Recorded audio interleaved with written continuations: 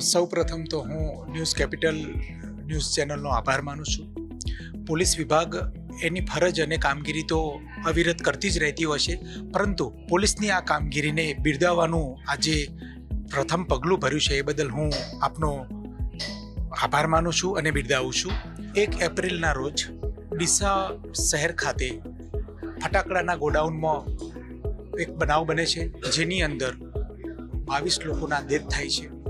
જેના ભાગરૂપે બનાવની ગંભીરતા ધ્યાન રાખી તમામ જિલ્લાનું પ્રશાસન, રેવન્યુ તંત્ર, પોલીસ તંત્ર અને તમામ લોકો ત્યાં ઘટનાના સ્થળ ઉપર પહોંચી રાહત કામગીરી શરૂ કરી દે છે.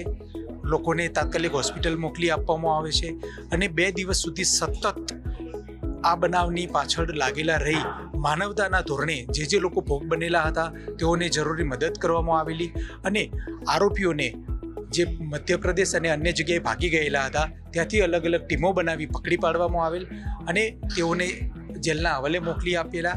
ત્યારબાદ બિલકુલ સાયન્ટિફિક ઇન્વેસ્ટિગેશન કરી અને તમામ વિરુદ્ધમાં પૂરતા પુરાવા મેળવી ચાર્જશીટ કરવામાં આવેલ. આ સમગ્ર કામગીરીમાં પોલીસે ફરજના ભાગરૂપે તો કામગીરી કરેલી, તદુપરાંત એક માનવતાના ધોરણે પણ ખૂબ સારી રીતે કામગીરી કરેલી અને ભોગ બનનાર લોકોને તમામ જરૂરી સહાય અને મદદ કરવામાં આવેલી. આ કામગીરી બદલ આજરોજ ન્યૂઝ કેપિટલ ન્યૂઝ તરફથી જે પોલીસને સન્માનવાનો કાર્યક્રમ કરવામાં આવેલ છે તે બદલ હું બનાસકાંઠા જિલ્લા પોલીસ પરિવાર તરફથી આપની શુભેચ્છા અને ધન્યવાદ માનું છું.